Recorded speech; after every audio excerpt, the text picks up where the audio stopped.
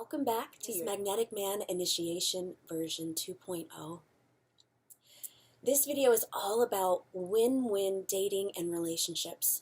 And I'm going to share with you the 3 most common mistakes that men make in dating, as well as the 3 most common mistakes that people in general really make in committed relationships, and the mastery skills that will empower you to have harmonious, joyful, and loving dating and relationship experiences.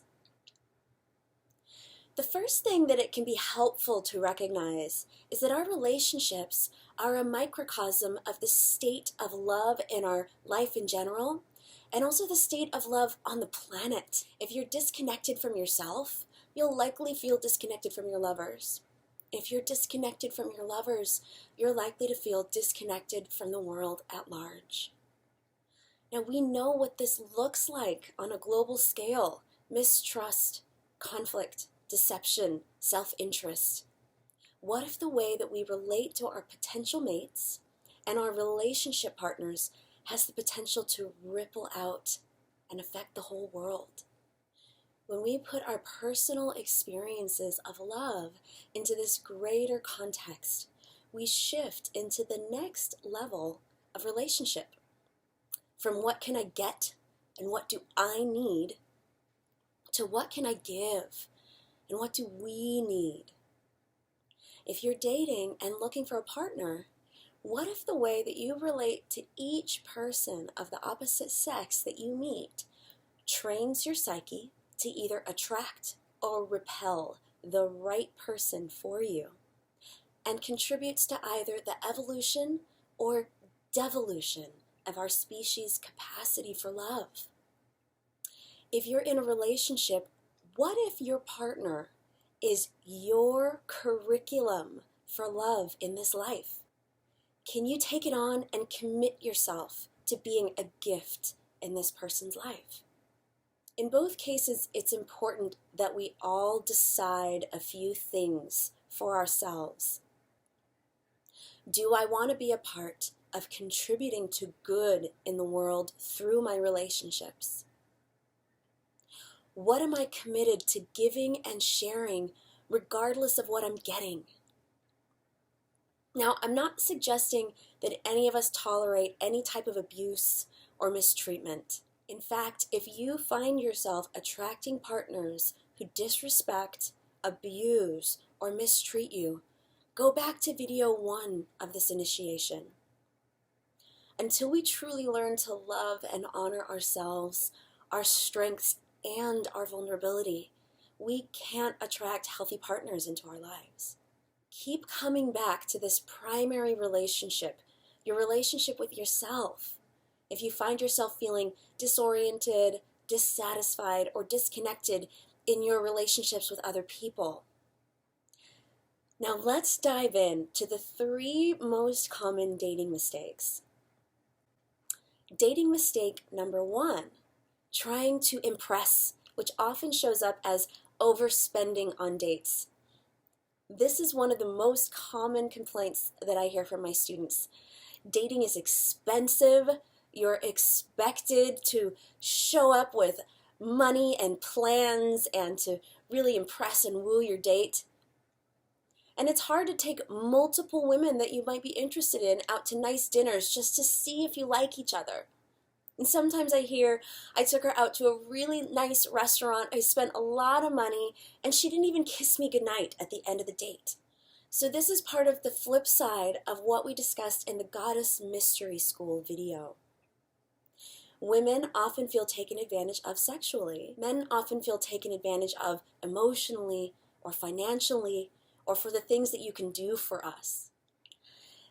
This experience of being expected to shell out money for women on dates can leave you with a feeling of being disrespected, unappreciated, and you can wind up feeling resentful.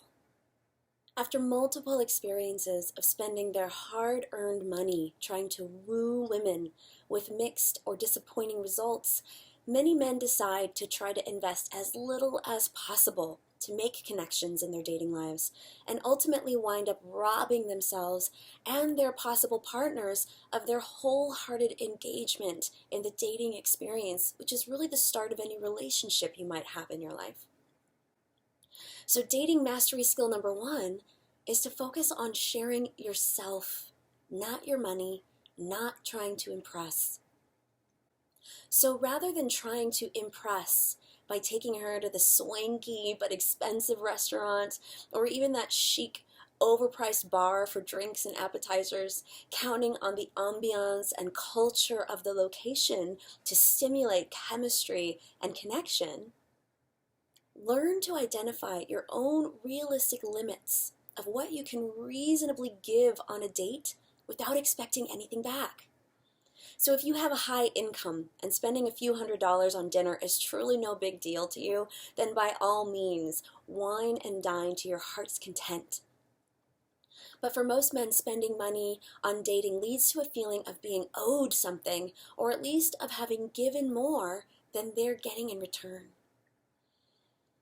Remember from our Goddess Mystery School video that being able to give time, space, and respect to a woman's sexual desire is crucial to healthy sharing. If you know that the most you can afford to spend without having expectations that things go somewhere is an ice cream and a stroll in the park, or a cup of coffee and conversation, go with that until you feel clear that the two of you are mutually interested in each other and you're willing to take a calculated risk to take things to another level. Choose activities that give you the chance to share yourself with her. Pick her up, drive her to the coast to watch the sunset, have a small picnic right there on the hood of your car while you listen to your favorite album of your favorite band. Share with her why you love this band and ask her about her favorite music, right? Simple. First dates don't need to be any more complicated than that. And it could probably be good enough for a second or third date as well, as long as you're not expecting anything back. Know your limits. Set the scene, beach, picnic, music. Then be interested rather than trying to be interesting. Ask her open-ended questions and really listen to her responses. Take a moment to ask yourself, how much money or how much of myself can I share with a new dating partner and genuinely not expect anything back? Think back to your statement of masculine power from video number 1.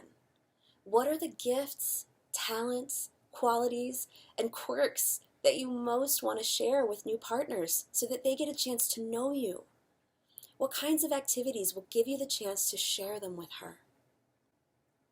What kinds of questions would you ask someone to show that you're interested in getting to know them?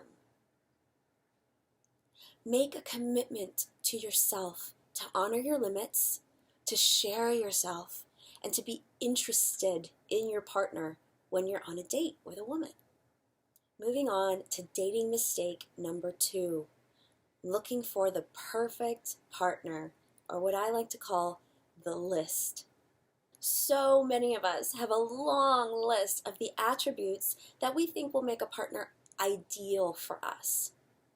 Not only is it often likely that the person we think we're looking for doesn't exist, right? 6 foot tall, blonde, blue eyes, watches football in lingerie, shares her boyfriends with her bombshell best friend, is never moody or jealous.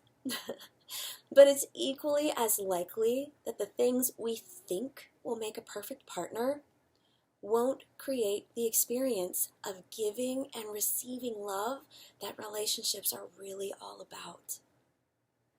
That brings us to mastery skill number 2, focusing on the feelings you want to experience and express rather than the list of the perfect partner.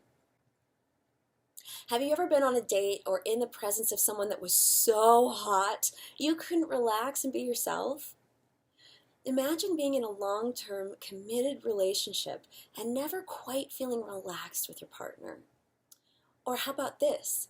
Have you ever met someone who was perfect on paper, but somehow there was no real connection? Things didn't go anywhere. You didn't really click. Or how about this one? Have you ever met someone that you felt really natural around, that you knew, saw, and appreciated you for who you are, but they didn't match that list in your head, so you passed on them? Take a moment to really deeply consider, what will your ideal relationship feel like? And ask yourself, if I were to find these feelings with someone, would it be okay if they didn't match my mental list? Make a commitment to yourself to focus on the feeling of love rather than a particular form. Now, dating mistake number 3 is a biggie. Leaving a trail of unfinished business and/or broken hearts. Think back to the last time that you felt rejected or had your heart broken by someone. We've all had the experience. It's part of being human. Did that experience cause you to have more or less trust in women? Allow yourself to really feel into this experience. What could that person have done to help you to feel more honored and respected, even though the relationship or dating experience was ending? Look into your future and imagine your next dating experience. Imagine the next person you feel connected to showing you that they honor and respect you, even if the relationship is ending. Now think of your partner's past, present, and future. Do you want to contribute to them feeling more trust in men or less? This is the piece of the puzzle that most of us overlook. It's normal. We're used to being more interested in our own needs, wants, and experience than the effects that our actions have on other people. Now imagine this. You're at a party, and a very friendly, but in your eyes, not very attractive woman approaches you to start a conversation. In the meantime, you spot a really beautiful and attractive woman across the room. In your mind, you'd rather be talking to her. So you kind of blow off this less attractive woman, thinking the sooner you're free of her, the sooner you can hook up with the hottie. Now imagine that after being kind of blown off by you, this other woman makes a beeline for the beauty you've been eyeing across the room. Turns out they're best friends. You watch in horror as this woman points at you from across the room, whispering something in her best friend's ear. There's a sinking feeling in your gut as you realize that you just blew your chances with the hottie because you were so impatient and disrespectful of the woman who didn't fit your standards. I'd like you to consider for a moment that on a mystical level, this is happening with every single woman you ever connect to. It's like there's a field of goddess out there that includes every woman, an intelligence of the feminine that records your every interaction with women and somehow determines how women you think you want to be connected to respond to you. If this is true, dating mastery skill number 3 is very important. Leaving your partners better than when you found them. Now let's go back to the party scenario. Instead of blowing the woman off, imagine that you engage her in a friendly conversation for a few minutes, offer her a genuine compliment, wish her a pleasant evening, and then politely excuse yourself to use the restroom. In this scenario, the woman feels seen and appreciated by you, though she's pretty sure you're not into her romantically. When she reaches her friend across the room, she tells her about the friendly interaction she had with you. Later, you find yourself making direct eye contact with that beautiful woman, and she smiles, a direct invitation to come closer. In Tantra Yoga, we often imagine that our thoughts, emotions, and actions leave an impression in the energy field around us. And even though the person we're standing in front of may never have seen how we interact with others, there's a subtle impression in the air around us. When our thoughts, emotions, and actions have been generally loving and respectful of ourselves and others, people can feel it, and they're more easily attracted to us. When the opposite is true, they can also feel it, and they might tend to be repelled. So whether it's a casual interaction, a dating experience that's coming to an end, or a relationship that's run its course, the way that we handle these transitions will influence our future interactions. Take a moment to ask yourself, how do I want to be treated by potential dates and lovers that I'm parting ways with? Ask yourself, am I willing to treat other people the way that I would like to be treated? Make a commitment to contribute to a world in which people leave relationships and dating experience feeling more trusting towards the opposite sex, right? It's inevitable. Sometimes things aren't going to work out, but we don't have to end things badly. So we're going to jump right into the next subject now, the 3 most common relationship mistakes and the 3 mastery skills that will elevate your relationships. In our modern world, relationships, and especially marriage, are taking on meanings that they never had in the past. More and more, people marry for love, pleasure, and their own personal happiness. Rather than seeing our personal relationships as part of a community or society, or even as having a religious or spiritual purpose, we expect our relationships or our spouses or partners to gratify our needs and desires. Before we dive into these 3 relationship mistakes and the skills that you need to develop, practice, and master to have more fulfilling relationships, I want to invite you to consider seeing your relationships in a new way. Some people believe that our relationships are always mystically and mysteriously bringing us exactly the lessons that we need to learn to expand our capacity to love, to learn humility and selflessness, to learn unconditional love, and ultimately to elevate the state of love on the planet Earth. Still others believe that in order to teach us these lessons, relationships are somehow designed to have natural cycles of beginning, middle, and end. If we leave too early, we'll just draw in another person that will help us to complete the lessons that we ran away from in our last relationship. But if we stay and face the challenges, accept them as our lessons, we learn from them, we expand our capacity for love, and if the relationship is meant to end, it will do so in a harmonious way with both partners recognizing that it's time to let go and move on. Now, I'm not asking you to totally buy into these viewpoints, but it might be worthwhile to at least consider them. We all know that relationships can be challenging. For most of us, no matter how crazy in love we start out, we get to a point where we face some density, some nitty-gritty. It's really pretty much inevitable. And truly, if we want to contribute to more love on this planet, we need as many helpful, enlightening perspectives on relationships as we can get, so we can face the challenges that they bring us with grace. Remember, I don't want any of us to stand for abuse or any kind of harmful treatment in relationships. But maybe running away from a little bit of conflict isn't the best answer. So let's jump into relationship mistake number 1. Expecting your partner and relationship to make you happy.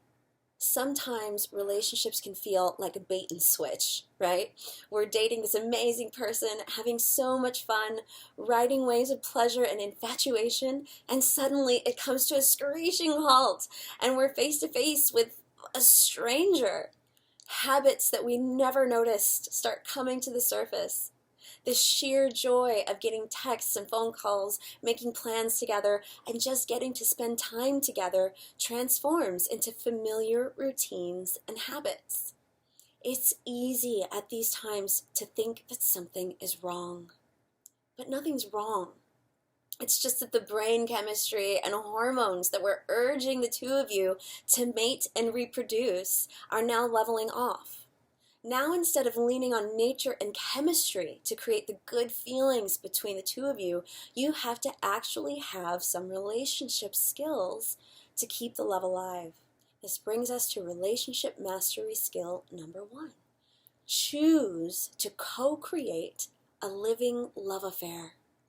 One of my favorite things about Tantra is that it gives people skills, tools, and practices to actually create love. In the last video, we touched on creating authentic and loving sexual connections, making love physically with our partners. And while those are important skills to have, we need to know how to communicate, to show our appreciation, to consciously choose to share our time, energy, and self with the person that we've chosen to practice love with. There are countless ways to keep love, connection, and harmony alive in a relationship over time, but it basically comes down to one thing, and that's choice. You must choose to be love with this person and to find the actions, behaviors, words, and deeds that will keep the feeling of being in the state of giving and receiving love alive for both of you.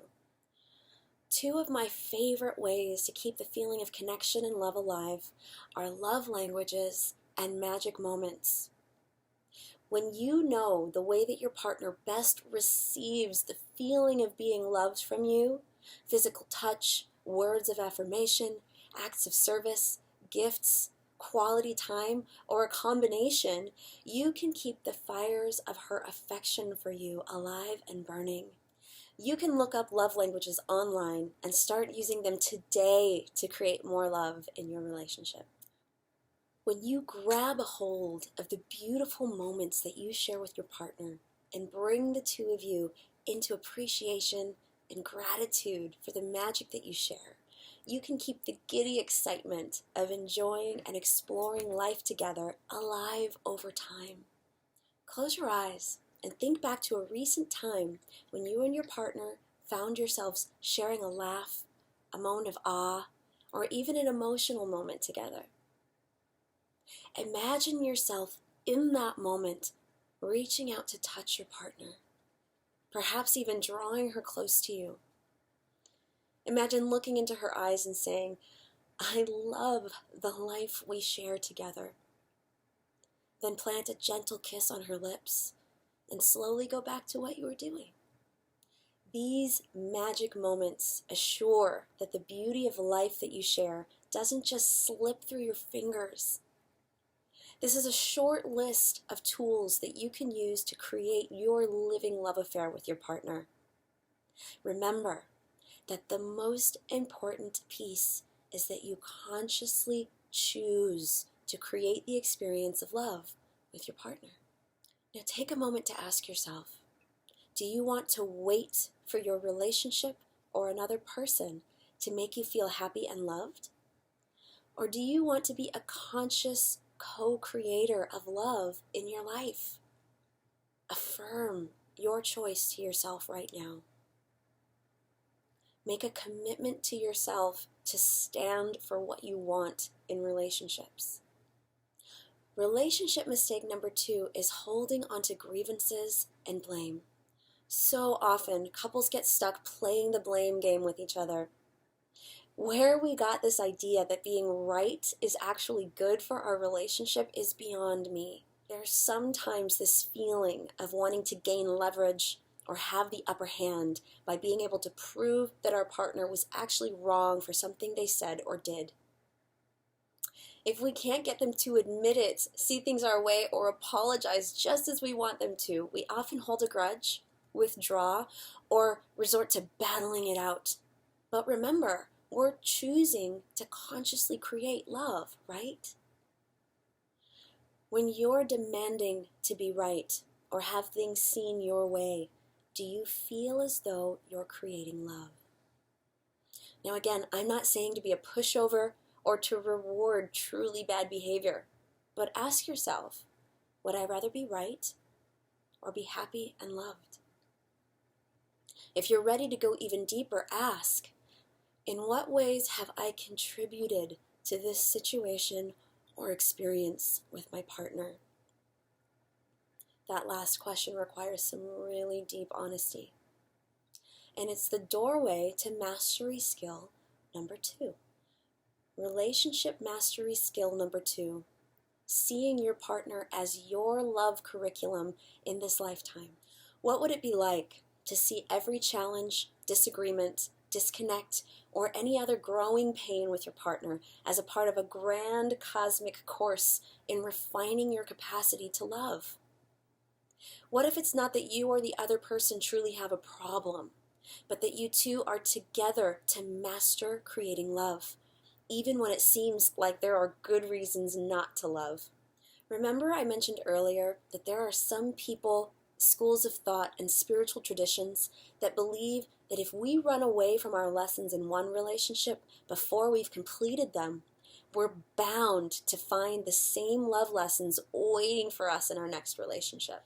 Usually we won't realize it until the rush of chemistry and infatuation is beginning to subside and the real relationship is revealed. Again, you don't have to buy into what I'm saying, but you might find it worthwhile to consider it deeply. Ask yourself, have you ever run from a problem or issue in a relationship only to have it show up again with your next partner? If you knew that you could never escape, that you have to learn these lessons, would it be helpful to see each challenge that you face as actually helping you to become more loving to yourself and others? Would it change the way that you view conflict and disconnect in your relationships? Make a choice. Will you run from relationship issues or see them as opportunities to grow?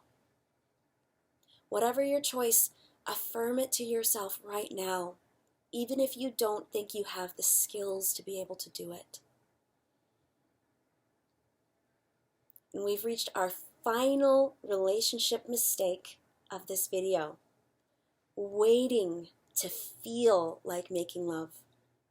In the beginning of a new relationship, we pretty much always feel like making love.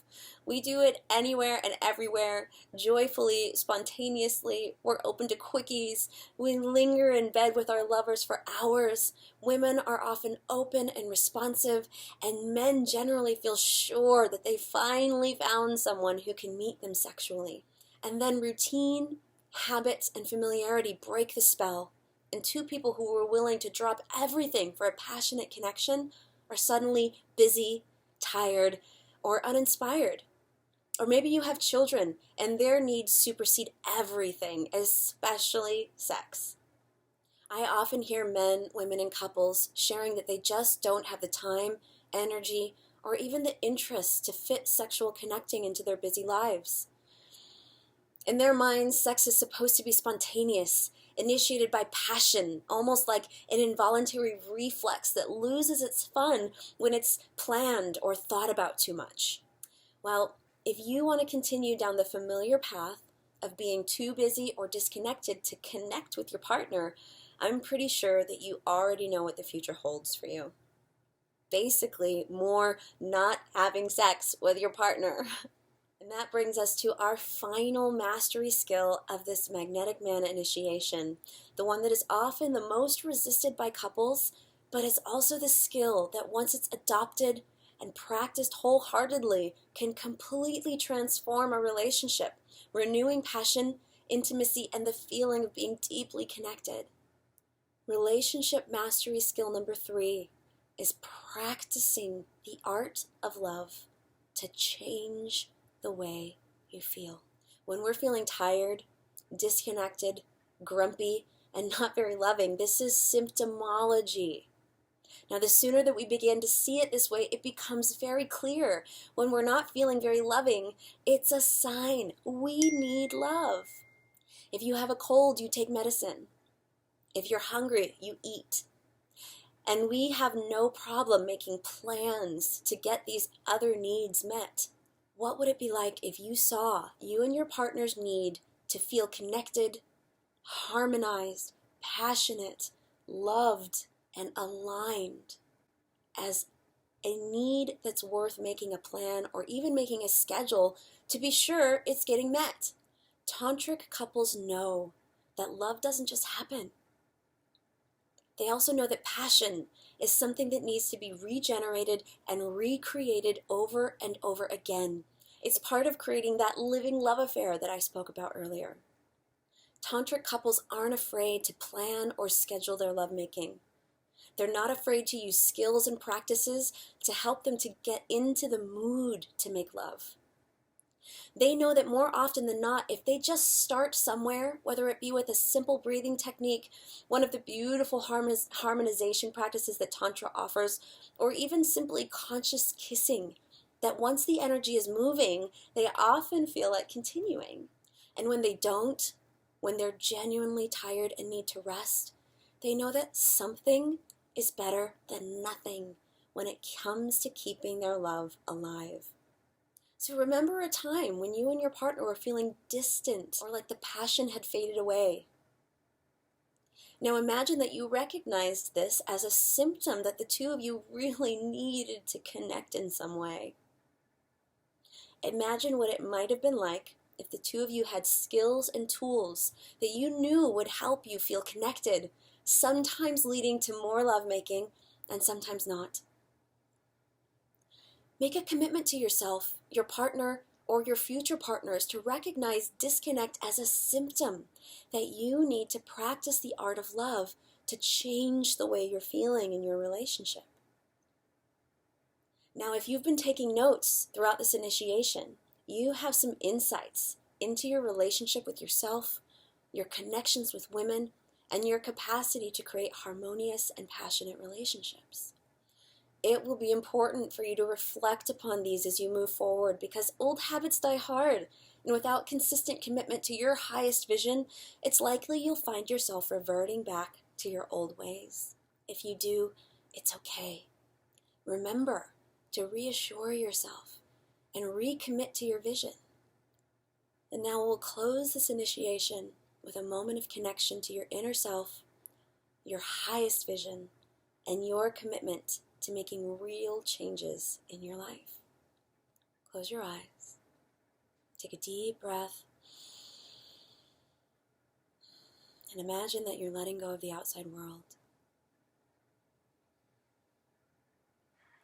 Bring your dominant hand to your magic wand, your non-dominant hand to your heart.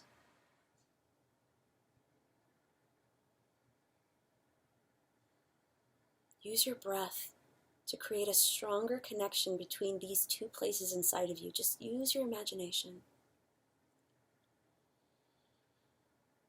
Now repeat after me. I honor the sacred masculine within me. I honor the childlike essence of my soul. I claim my sacred seed in the name of my higher self. I offer to women the love that I wish to create and see in the world. I remember to practice creating love within, without, and always. I accept my mistakes and vulnerability as a part of my path of awakening. I am a magnetic man as long as I choose to be. Congratulations, initiate. You've done good work. You can revisit these videos and exercises as often as you wish to keep this fresh and alive in your system. Thank you for joining me. Many blessings to the magnetic man within you. Namaste.